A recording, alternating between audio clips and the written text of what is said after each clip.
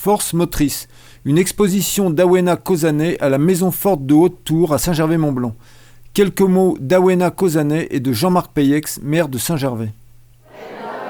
Je me suis inspirée de l'histoire des colporteurs pour concevoir les sculptures qui sont présentées à l'exposition de la Maison Forte de Haute-Tour.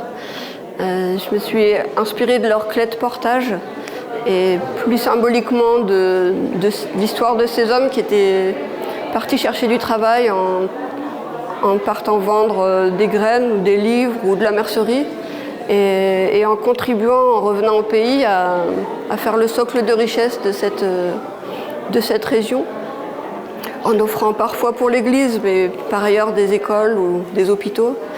Et je me suis interrogée sur notre propre point commun en tant qu'homme, en me demandant qu'est-ce qui nous porte, en me disant on est chacun des porteurs de notre propre vie, ce qu'on a en commun.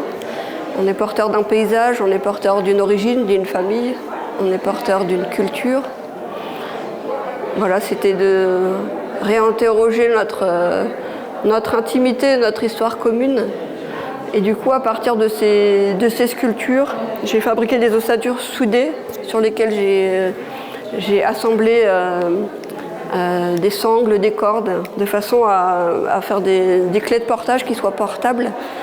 Et avec certains habitants qui étaient volontaires, on est monté dans la montagne à différents endroits, au Mont d'Arbois, on est monté au plateau de la Croix, on est monté juste à côté de Saint-Gervais aussi, dans le paysage. Et je les ai pris en photo, eux marchant, habillés en blanc, de façon à se confondre avec le paysage. Et toutes les sculptures sont vertes, de façon à créer un groupe qui soit à la couleur du printemps, qui est sous la neige. Et voilà, l'ensemble de ces photographies et puis une partie des sculptures sont exposées à la Maison Forte.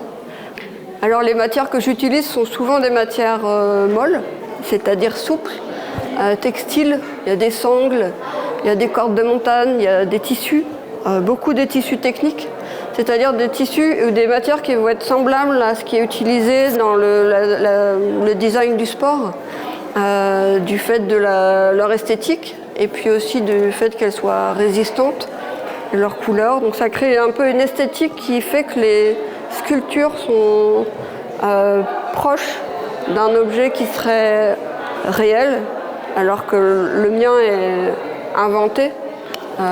C'est un déplacement de ces matières pour fabriquer une sculpture qui en soi ne sert à rien par rapport à un sac à dos. Donc c'est de jouer sur le décalage avec ces matières, de créer un objet qui pourrait sembler réel. Et un petit mot sur ces randonnées que vous avez fait avec les Saint-Gervolins. Alors c'est vrai que j'avais proposé de monter dans le paysage sur les chemins des cimes, des crêtes.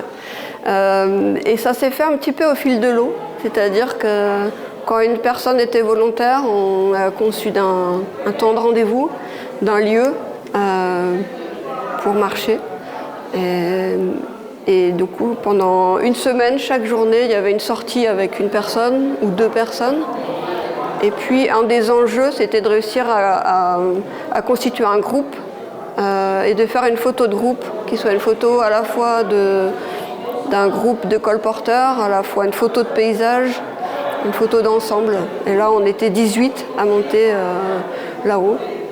Et selon la météo et selon l'échange, selon les sculptures qui avaient été choisies à être portées, s'écrit une histoire différente pour chaque image.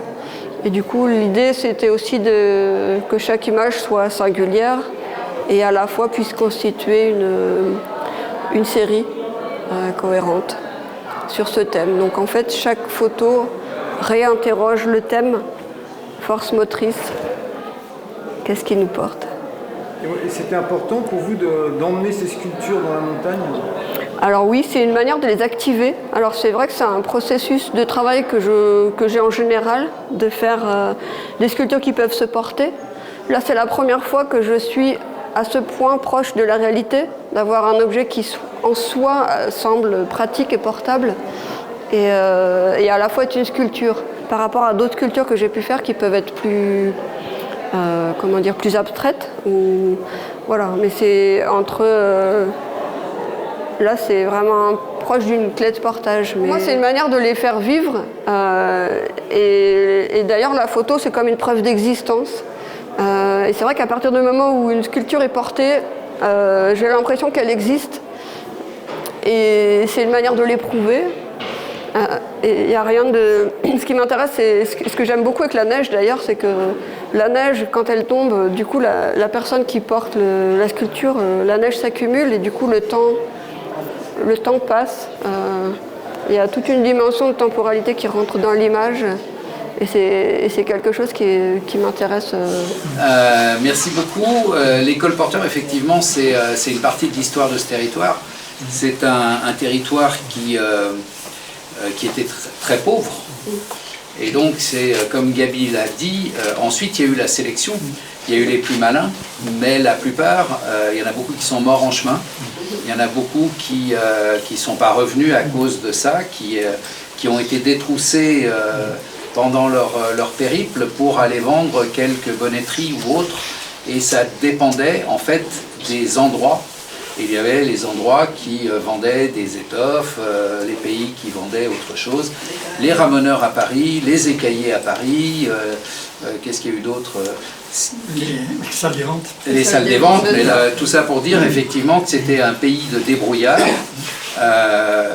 et que certains ont eu la reconnaissance, beaucoup ont eu la reconnaissance, ceux qui ont fait fortune et qui sont partis vers les Allemagnes ou vers les Amériques, et qui ont effectivement apporté ici une certaine richesse, mais consacrée, pas forcément consacrée aux habitants, puisque c'était essentiellement consacré à l'Église et à leur paradis.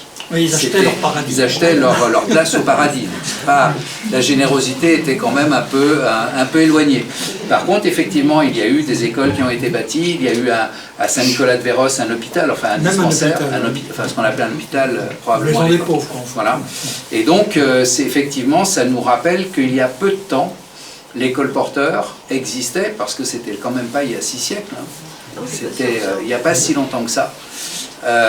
Et ça a permis effectivement à des gens de vivre, puisque ici c'était un pays très très pauvre.